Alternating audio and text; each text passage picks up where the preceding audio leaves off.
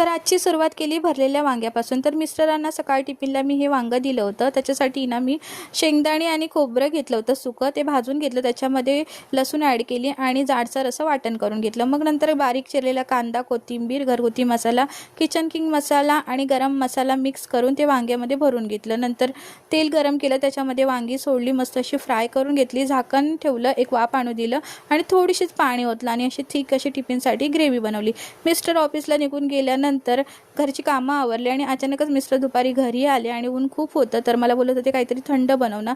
तर घरी शिल्लक होतं दही, मग त्या दह्यापासून त्यांना मस्त अशी लस्सी बनवली, म्हणजे साधी आणि आपली सोपी। त्याच्यामध्ये ड्रायफ्रूट, थोडीशी साखर आणि थंड पाणी। मिस्टरांना खूप आवडली। ते गेल्यानंतर मी त्यांच्याबरोबर थोडीफार मस्ती केली आणि आमचं बघा कसं प्रेम चाललं आहे दोघांचं, आणि तो मला म्हणजे सोडून कुठेच जात नाही, माझ्या जवळच असतो, थोडाफार खेळतो आणि घरी आमच्या असा पसारा असतो। चला तर माझ्या चॅनलला सबस्क्राईब करा।